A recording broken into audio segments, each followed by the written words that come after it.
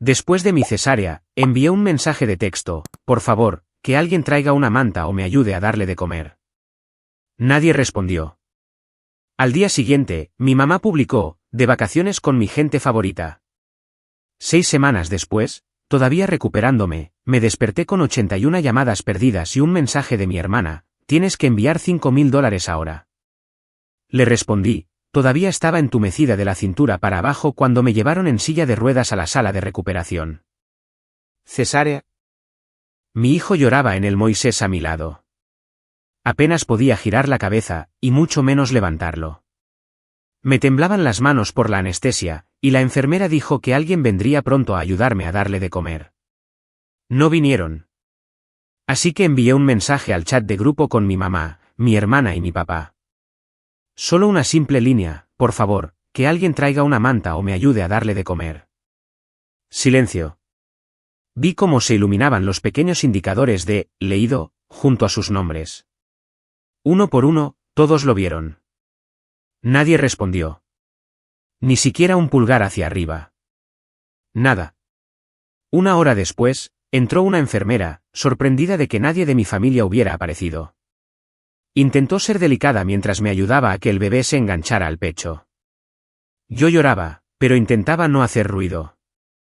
A la mañana siguiente, me desperté atontada, adolorida y sola. Revisé mi teléfono. No había mensajes, pero había una publicación en Facebook de mi mamá, con fecha y hora de apenas unas horas después del nacimiento de mi hijo. De vacaciones con mi gente favorita, 2 corazones, una palmera. Era una foto de ella, mi hermana y mi papá en una playa. Mi mamá con gafas de sol, sosteniendo una margarita. Mi papá sonriendo como un turista. Mi hermana haciendo la señal de la paz en bikini. Me quedé mirándola durante mucho tiempo, no por tristeza, sino por comprensión. Lo habían planeado. Sabían que iba a someterme a la cesárea. Habían dicho que estarían allí. Lo prometieron. Incluso me dijeron que los mantuviera informados. Pero la verdad era que habían reservado los billetes 2 semanas antes de mi fecha de parto y nunca me lo dijeron. Mi esposo, bueno, prometido, murió en Afganistán hace 7 meses. Cuerpo de Marines. Recibí la llamada justo después de enterarme de que estaba embarazada. Él ni siquiera llegó a escuchar los latidos del corazón. Mi familia me había dicho que darían un paso al frente. Dijeron que estábamos juntos en esto.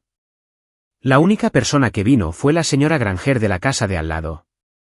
Trajo una bolsita de magdalenas y se sentó conmigo un rato, diciendo que recordaba cuando yo era una niña pequeña corriendo en pañales.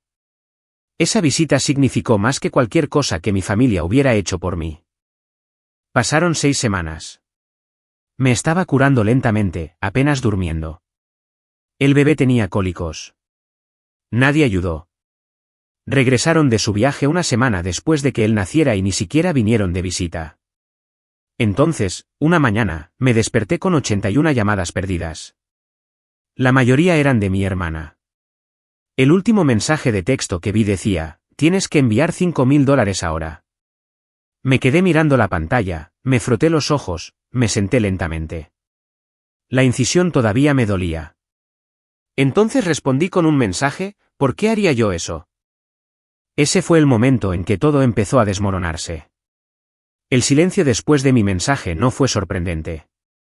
Pero 3 horas después, llegó un mensaje de mi hermana: porque si no lo haces, mamá y papá podrían perder la casa. ¿Es serio, Nancy? Me quedé mirándolo. Ni un «buenos días», ni un «¿cómo está el bebé?», ni una disculpa por no haber aparecido en el hospital.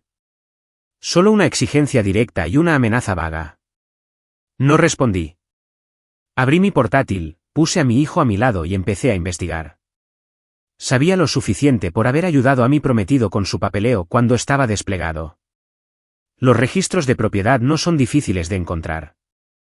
Resultó que mi papá había sacado un préstamo sobre el valor líquido de la vivienda de $50.000 3 semanas antes de su sesión de fotos en la playa. Ya estaba en mora. Los intereses subían. Luego llegó otro mensaje, esta vez de mi mamá: cariño, sé que las cosas han sido difíciles, pero somos familia. Solo necesitamos ayuda esta vez. Por favor, no seas fría. Esa última frase pretendía doler. Y tal vez lo habría hecho si no estuviera ya demasiado entumecida para sentir mucho. En lugar de responder, me senté allí, sosteniendo a mi bebé, recordando esa primera noche sola en el hospital, enviando mensajes pidiendo una ayuda que nunca llegó. Pasaron unas horas. Estaba terminando de darle un biberón cuando recibí otro mensaje. Este era de un número que no reconocí. Hola Nancy, soy Emily, del instituto. Solo quería decir que vi el GoFundMe de tu mamá y doné $25. Espero que estés bien. Se me encogió el corazón. Le pedí que me enviara el enlace. ¿Lo hizo? Se llamaba, Ayúdanos a salvar nuestro hogar familiar. La historia decía que estaban en una crisis financiera porque habían gastado los ahorros de su vida apoyando a su hija embarazada después de que su prometido, un soldado condecorado, muriera en combate.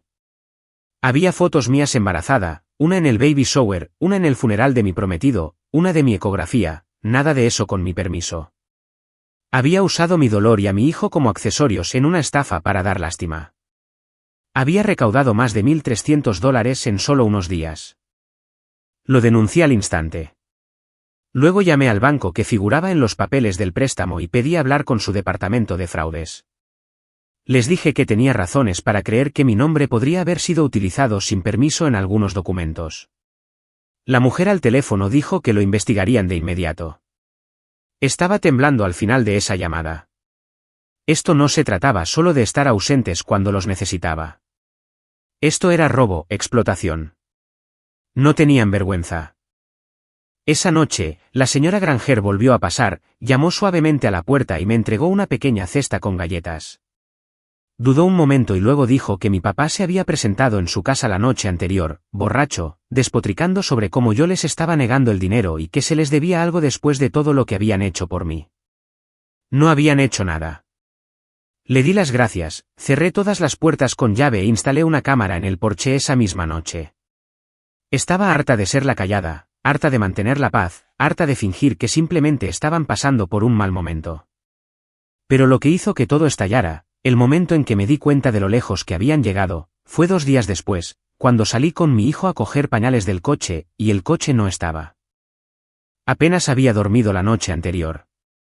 Mi hijo había estado inquieto, yo todavía estaba adolorida, y cada vez que cerraba los ojos, sentía que me hundía bajo el agua. Así que, cuando salí esa mañana para coger la última caja de pañales del coche y vi el camino de entrada vacío, mi cerebro ni siquiera pudo procesarlo al principio. Me quedé allí parpadeando, sosteniendo al bebé contra mi pecho, pensando que tal vez había aparcado a la vuelta de la esquina, pero sabía que no lo había hecho. Siempre aparcaba justo ahí, lo suficientemente cerca como para verlo desde la ventana mientras le daba el pecho. Había una mancha oscura de aceite donde había estado mi coche. Eso fue lo que lo hizo real. Volví a entrar lentamente. Ni siquiera lloré. Simplemente dejé a mi hijo, cogí el monitor y abrí la transmisión de la cámara del porche. Tardó un segundo en cargar. Entonces lo vi. 3:12 de la madrugada. Unos faros. Una figura moviéndose por el jardín delantero como si supiera dónde estaban los puntos ciegos. Se acercó directamente a mi coche, lo abrió sin problemas, se metió, arrancó el motor y se fue sin el menor contratiempo. Lo vi 2 veces antes de darme cuenta. La persona tenía una llave. No forzó la entrada. No le hizo un puente. Quienquiera que fuese tenía una llave de mi coche, y yo solo le había dado una de repuesto a una persona antes de que mi prometido muriera, a mi papá. Pausé el vídeo, me quedé mirando la figura mientras se giraba ligeramente, mirando hacia atrás al salir marcha atrás del camino de entrada. Era él. Incluso sin una cara clara, conocía su silueta, su forma de moverse. Llamé a la policía. No me contuve. Les conté todo sobre la estafa del GoFundMe, las amenazas por dinero, el préstamo sobre el valor líquido de la vivienda y ahora el coche. Dije que tenía pruebas en vídeo, que él todavía tenía una llave. Nunca la devolvió. Me preguntaron si quería presentar cargos. Dije que sí. Un oficial vino esa tarde para tomar mi declaración y recoger la grabación. Estuvo callado todo el tiempo, educado, pero claramente perturbado. Me preguntó de nuevo si estaba segura. Dije que sí. Encontraron mi coche más tarde ese día, aparcado detrás de la casa de mis padres. Le habían quitado la matrícula, habían tirado el asiento del bebé en el cobertizo y habían colocado un letrero descolorido de «Se vende» en la ventanilla trasera. Iban a venderlo como si nada. Como si yo no fuera nada. No recibí una llamada de ellos. Ni una disculpa, ni una negación, solo silencio. A mi papá lo detuvieron esa noche. Robo de vehículo, retenido para ser interrogado. Pasó 4 noches en una celda de detención. 4 noches sin su teléfono, sin Facebook, sin fingir ser el hombre de familia que nunca fue. Mi mamá empezó a publicar frases vagas sobre la lealtad y ser traicionado por tu propia sangre. Mi hermana cambió su foto de perfil por una selfie de ellas en la playa. Era casi divertido, excepto que no lo era, porque así eran ellos en realidad. No lo visité. No llamé. No respondí cuando mi mamá me envió un mensaje de texto, esto ha ido demasiado lejos. Nada había ido lo suficientemente lejos. Por primera vez en mi vida, no les tenía miedo. No estaba mendigando amor o apoyo. Simplemente estaba harta. Y entonces, 3 semanas después, llamaron a mi puerta. No era una entrega. No era la señora Granger. Era mi papá. Abrí la puerta a medias. No esperaba a nadie, y mucho menos a él. Parecía más delgado, más pálido, como si los 4 días en la celda le hubieran despojado de lo que quedaba de su orgullo. Pero no dije nada. No lo invité a entrar. Simplemente me quedé allí, con una mano en la puerta y la otra sosteniendo el monitor del bebé. No empezó con una disculpa. Solo preguntó si podíamos hablar. Antes de que pudiera responder, noté una segunda figura esperando al pie de los escalones del porche. Era mi tía Karen, la hermana de mi mamá, la que se había mantenido en silencio durante todo esto. Sostenía una carpeta. Le pregunté de qué se trataba. Dijo que tenía algo que mostrarme. En contra de mi buen juicio, salí y cerré la puerta detrás de mí. Mi hijo estaba dormido. Tenía el monitor en la mano. Karen abrió la carpeta. Dentro había capturas de pantalla, registros bancarios, cartas legales, documentos de préstamos, pero no solo los que yo ya conocía. Estos eran nuevos. Resulta que después de que cerraran el GoFundMe, mi mamá había llevado las cosas aún más lejos. Empezó a sacar préstamos de día de pago a mi nombre usando mi número de seguridad social. Préstamos que yo ni siquiera había visto todavía porque se estaban enviando a una antigua dirección de correo electrónico que dejé de usar cuando murió mi prometido. 5 de ellos, por un total de casi $12.000. Karen dijo que solo se enteró porque escuchó a mi mamá alardear de cómo estaba manejando las cosas entre bastidores. Había revisado el escritorio de mi mamá y encontrado las impresiones. No me lo dijo antes porque tenía miedo. Dijo que mi mamá la había amenazado con desheredarla. Casi me río, como si fuera a quedar algo que heredar. Miré a mi papá, esperando una negación, pero estaba callado. Entonces metió la mano en su chaqueta y sacó una llave, mi llave de repuesto del coche. Me la entregó sin decir una palabra. Luego dijo que no sabía nada de los nuevos préstamos, que el GoFundMe fue idea de mi mamá, que él lo permitió, pero que no esperaba que ella siguiera quitándome cosas. Sonaba como el principio de una disculpa, pero yo no estaba lista para aceptar nada. Le dije a Karen que necesitaría copias de todo lo que había en esa carpeta. Ella asintió y me la entregó. Luego me volví hacia mi papá y le pregunté por qué había venido. Dijo en voz baja que no quería acabar como ella. No supe a qué se refería hasta el día siguiente, porque la oficina del sheriff llamó. Mi mamá había intentado denunciarme por fraude. Dijo que yo le había estado robando y usando su nombre para sacar préstamos. Entró en la comisaría con una carpeta de documentos falsos y una historia sobre su hija inestable. No la creyeron. No después del caso del robo del coche. No después de que buscaran la denuncia que yo hice sobre el GoFundMe. Pero fue suficiente para hacer las cosas oficiales. Ahora ella estaba bajo investigación. Yo no había movido un dedo. Todo se estaba desmoronando por sí solo. Esperaba que desapareciera después de que la oficina del sheriff comenzara a investigar, pero mi madre no. Ella redobló la apuesta. 2 días después de que confirmaran que los préstamos de día de pago estaban vinculados a su dirección IP, entró en la oficina del sheriff y presentó una queja contra mí. Dijo que le había estado robando, afirmó que tenía pruebas, entró con una carpeta llena de documentos falsos y una historia sobre su hija inestable y el estrés de criar a su nieto sola. El agente que tomó la denuncia ya había visto la grabación del robo del coche. Conocía la historia del GoFundMe.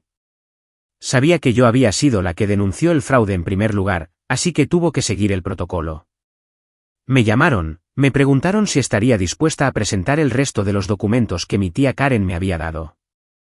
Dije que sí, por supuesto. Escaneé todo y se lo envié por correo electrónico ese mismo día. En 48 horas, todo el lío empezó a alcanzarla. La compañía de préstamos de día de pago confirmó que las solicitudes provenían del wifi de su casa. La dirección de correo electrónico utilizada para la cuenta corriente falsa coincidía con una que ella había listado como respaldo en su tarjeta de crédito real. Incluso la firma falsificada no se parecía a la mía. Se parecía a la suya, con un intento tembloroso de copiar como firmaba yo las tarjetas de cumpleaños. Fue torpe, desesperado, y ahora era oficial. Estaba bajo investigación criminal. No publiqué nada al respecto. No me regodeé, pero la noticia empezó a correr de todos modos. Este pueblo es pequeño. La gente se dio cuenta cuando su camioneta ya no estaba aparcada fuera de la casa. Alguien en el banco debió de hablar, porque incluso la mujer de la farmacia me preguntó si estaba bien. Su página de Facebook, la misma que una vez había publicado selfies y frases inspiradoras falsas, había desaparecido, eliminada. Luego recibí la carta del banco dirigida a los ocupantes de la propiedad. Su casa iba a ser embargada. Tenían 60 días para desalojar a menos que pagaran el saldo completo, más de $51.000. Me quedé mirando esa carta durante mucho tiempo. No me sentí bien. No me sentí mal. Simplemente me sentí harta. Karen llamó esa tarde y dijo que mi mamá le había pedido dinero. Le suplicó, diciendo que se iba a quedar sin hogar y que yo estaba empeorando las cosas. Karen le dijo que no. Le dijo que debería haber pensado en eso antes de usar a su propia hija como un cajero automático andante. No le pedí que dijera eso, pero lo aprecié más de lo que podría explicar. Mi hermana fue la siguiente. Después de semanas de silencio, me envió un solo mensaje de texto: tú ganas. Espero que seas feliz. Ninguna disculpa, ninguna responsabilidad, solo otro intento de hacerse la víctima en una historia en la que apenas había aparecido. Lo ignoré. Ese mismo día, volví a casa del pediatra y encontré una caja en mi porche. Sin remitente. Dentro estaban mis álbumes de fotos de la infancia, cosas que no había visto en años. Entre las páginas había viejas tarjetas de cumpleaños, pulseras de hospital, algunos de mis dibujos de cuando tenía quizás 6 o 7 años. Al principio, pensé que era otro extraño intento de manipulación, pero luego noté una tarjeta doblada metida en la parte de atrás de uno de los álbumes. Era de mi papá. Su letra era temblorosa. Decía que se había mudado hacía semanas, que ya no se quedaba con mi mamá. Que no esperaba el perdón, pero quería que yo supiera que él veía por lo que yo había pasado, lo que habían hecho, y que ya no quería fingir. Me quedé con eso durante mucho tiempo. A la mañana siguiente, abrí la puerta principal para coger el correo y él estaba sentado en el escalón, solo. Sin maleta, sin drama, solo esperando. Estaba sentado allí, en el escalón de la entrada, como si no supiera qué más hacer consigo mismo. Sin maleta, sin dramatismos, sin un discurso ensayado, solo un vaso de papel de café en la mano y un hombre que parecía haber envejecido 10 años en las últimas 2 semanas. Casi le cierro la puerta en la cara, pero entonces vi la llave en su otra mano, mi llave de repuesto del coche, la que ya me había devuelto una vez. La había traído de nuevo. Como si tal vez pensara que no la había guardado. Como si quisiera asegurarse de que yo supiera que no iba a llevarse nada más. Así que di un paso atrás y lo dejé entrar. La casa estaba en silencio. Mi hijo dormía la siesta. Los platos se secaban en el escurridor. Había biberones en la encimera y ropa doblada en el sofá. El tipo de desorden que dice que alguien está haciendo lo mejor que puede. Se sentó en la mesa de la cocina y rodeó su café con ambas manos como si estuviera buscando un punto de apoyo. Durante un rato, no dijo nada. Yo tampoco. Entonces empezó a hablar. No eran excusas, no era una disculpa pulida. Era la verdad. Dijo que cuando envié el mensaje desde el hospital y nadie respondió, él lo vio. Vio aparecer la notificación mientras mi mamá y mi hermana chocaban sus copas en el balcón de su habitación de hotel. Dijo que se quedó paralizado. Pensó que alguien más respondería, que tal vez volverían antes, pero no lo hicieron. Dijo que sabía que ella estaba usando el GoFundMe por las razones equivocadas, pero se dijo a sí mismo que era temporal, que lo devolverían, que en realidad no estaba haciendo daño a nadie. Admitió que no se dio cuenta de lo lejos que ella había llegado hasta después de que yo presentara cargos por el coche. Dijo que cuando vio el asiento del bebé tirado en el cobertizo como basura, algo se rompió. Luego me dijo algo que no esperaba. Que mi mamá había intentado vaciar la cuenta del beneficio por fallecimiento militar de mi difunto prometido. La había oído hablar por teléfono con alguien sobre redirigirlo para mantener el hogar. Esa cuenta estaba a nombre de mi hijo.